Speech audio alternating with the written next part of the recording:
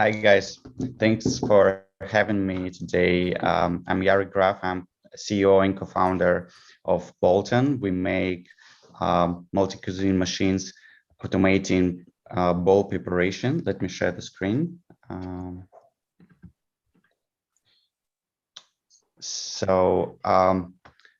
I'm from financial world and have financial background, but also I started my career from Pizza Hut. I was a cook when I was 16 years old. So I know a lot about how kitchen works from inside, and I know that it's not an easy job. And now in the COVID times, we have a trouble that restaurants, they can't hire line cooks even for $25 an hour. It's very high employee turnover because people change job every 86 days. At the same time, it's low productivity. A one line cook can make around 20 bowls an hour. And overall, if you want to increase your revenue at the restaurant industry, you can make it only with scaling your labor cost and all the problems on top of that. So we make a machine that makes salad, soups, and hot balls with a productivity of 300 customized meals an hour, which is equal to 10, 13 line cooks working together. Let me show our recent launch with a company called Reef. It's the largest dark kitchen operator in the world. So we launched our first model. It's a salad station. Orders come directly from the system like Grubhub, DoorDash, something like that. And machine immediately start assembly of your meal. We store all ingredients, one portion of ingredient per plastic container. So it provides you productivity of 150 custom bowls per hour. For now, in that version, it's our first product. So it requires only one part-time employee who just providing clean bowls and take ready ones. And this is how it works. So it's around 1-2 minutes per bowl, while ordinary people just make around 5 minutes per bowl. Let me get back to the pitch. So this cartridge approach provides unlimited option for customizations because you can put whatever you want in the plastic container and assemble a very wide range of meals. So on top of that, we transparently know, the system transparently knows everything about the containers, when it was uploaded, when it's going to be expired, and can automatically discard expired cartridges. This approach with cartridges allows us to move food prep from end kitchen to central kitchen and to make it in a much more efficient way. So this way we have a central kitchen preparing all these cartridges and delivering them to dozens of kitchens around. So we can install our machines in fast casual restaurants, in cloud kitchens, and to use it as a vending model for offices, space, and hospitals, airports, etc. So as I said, it's and in terms of market, we have the most flexible and diverse approach because we can cook the widest range of meals, and we do it in the most efficient way. We don't use any expensive robotic arms or something like that. So we have a salad station now. We're going to develop the hot module embedded into the system, providing us opportunity to cook hot meals and cold meals with warm base and proteins.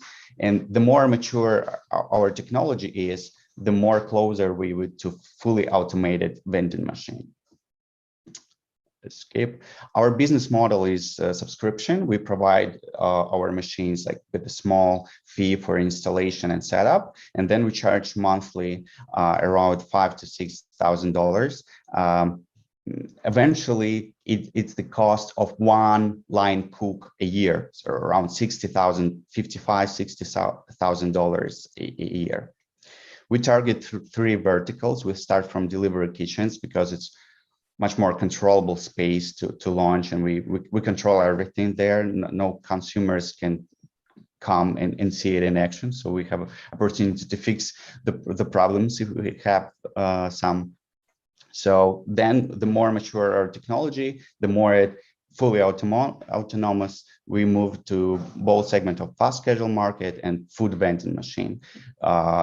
Considering all these three verticals, we think it's doable to launch 4,000 machines within 5-7 years, and earning $55,000 with annual recurring revenue. We can reach $220 million in the market. So we launched with the Reef. They paid $53,000 for annual subscription for that machine and covered $60,000 of pilot cost. We signed LOI for 10 machines to launch in the following 12 months. Overall, we have 4 signed LOIs for 60 machines, which is equivalent of $3 million. And so that's how we are going to grow. We have a great team, combined expertise with food operations and robotics. My partner, Paul Schwetz, is the CTO. He was he worked at Unilever supply chain, making automation projects there, and he founded a company making self-driving robots for warehouse automation. So he is a quite talented engineer. Also, we hired Massimo DeMarco, who has tremendous expertise and background in the restaurant and hospitality industry. He founded one of the first ghost kitchens in the United States called Kitchen United. It was backed by Google. And now he's making his own pizza making machine. So also we hired, which is very important for our project, we hired Gennady Goldstein, who worked the head of automation, head of innovation at Yum Brands, and worked at Wellbuilt, who is the biggest restaurant supplier of equipment. So he knows everything about how to manufacture and to certify kitchen equipment. So now we're raising $3 million to execute all the demand we have, because now actually it's enough for us for the following 2 years. So what we want to make with this money, we want to launch 5 units in the US, sign contracts, set up production line in the US, obtain certification, and develop the hot module. So that's it. Would love to answer your questions if you have ones. One thing that I heard and just sounded like a red flag. Thanks for the pitch. You did a phenomenal job. But one thing I might have misheard. Did you say your head of business, dev, and sales is also working on another project for a pizza machine? Yeah, I understand that's confusing, but actually, as you could see, with his network he provided, he doesn't need to work full time for us, because we already have more demand for our machines that we could have. So it's enough for us with the part time. He works like 8 hours a week. We have like regular calls with our clients, with the new clients.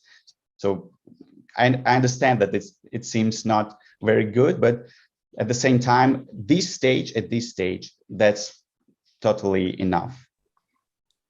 So you mentioned his network was super valuable. How have you managed to get the clients and the pilots that you have now? And then what do you plan on in terms of future growth? First of all, it's Massimo and another advisor, Jeffrey's network. So they just have great network in the industry. What about Reef? It was also Massimo had signed contract for his pizza making machine with Reef, and with that partnership, he provided information about our project to them, and they were so excited. They say, "Oh, okay, guys, let's launch something." So that how it worked. And what about the next stage? We have our pipeline that we work on together. So we already in contact with many companies. I just don't want to spend time on mentioning all of them, but just to believe me that in our business, it's great that we need one company to cover like hundreds or dozens of our machines for the future. So it's not like B2C business, right? So we have everything for that. I know people have discussed the challenges. Hardware is hard. Everyone knows the common adage. It's expensive. It takes time. It takes more money. It takes all the development. What are the other challenges outside of that you've had building a hardware company to this scale at this point? Oh, yes, it's really hard. I would mention that we're doing great job so far. We've raised $500,000, and that's what we reached. What you're seeing, we've launched this pilot launch. We've built already 2 different generation models and hired a great team. So we're handling that hard job. What about the most the hardest obstacle we have for now is raising money, because raising money to hardware startups is also a hard job. And the second point is production line. It's not it's just a matter of time, but it's not an easy. We need to find great partners for launching in the US for now. So we are discussing with 5 companies for now in Texas and in different states, and just it's not an easy job to find the best one. Okay, one last one from me, and then Bernard, you take over. Any defensible IP or anything that can prevent others from coming in and just replicating your RoboChef model? We've patented our cartridge approach, so it's already pending patent. What about defensibility? I would say that the most our advantage is that we can build hardware fast and lean way compared to other startups. All food tech startups or food robotics startups in the US, I know they've raising like $5 million, $10 million to build anything and to launch anything in the field. So while our team made several pivots with relatively low budget, so I believe our team can compete in building and pivoting the solution in the future. So just. Do you have any questions, Bernard, for Yadic? Yeah. So what do you see the hardest thing to replicate about your product? Can someone else easily offer the same value proposition? If we don't consider patent as the strong protection for the startup, I would say it's not. We have what is complicated. It's the hardware part is not complicated. So if engineer just can come and see it in action, they possibly, if they're smart enough, they possibly can replicate it. But we have a lot of IP in our software system that managing all the hardware, that providing your manager app, and that's something that you can build from the scratch, and you can't have access just with watching your eyes on our piece of equipment. So I would say that is not easy to replicate. Okay. Anything else from you, Bernard? That's all from me right now. Okay, Thanks, we've got. guys. Thanks for having me. Thanks for opportunity to pitch. Absolutely, but you're not free yet. We've got some great questions from the audience as well. Sorry. It looks like we've got a convergence on the questions from Big Wing Tech. He's been a regular here on the Startup Tank. Thanks for tuning in and posting the question, and from Christoph as well. So does the monthly 5K subscription cover call out charges? So i.e. maintenance costs, breakdowns, mechanics, etc.? How do you handle that? Yeah, it's not a microwave or a coffee machine, so we can't provide it to sell it to you and say goodbye. We need to be 24/7 nearby to fix any problems. It's complicated piece of equipment and it's quite new, right? So we should be nearby to fix. So we're consider 20% of the production cost to spend every year for maintenance. What does that leave you at margins wise? Sorry, could you clarify what you mean? In terms of how much profit you're making. So is that 20% then factored into the 5K you're charging a month? So how much yearly are you pocketing versus cost, et cetera? I know you're pricing the price of the model into the pricing. So we have our production costs with $50,000 for the machine, which we are going to cover with loan. I mean, there's some companies that who provide in financing for the contract you have. So if you have contract, they can provide you financing to build the machines. And after that, we charge. Not charge, but we spend money for the maintenance. So profit per month, it's around $4,000.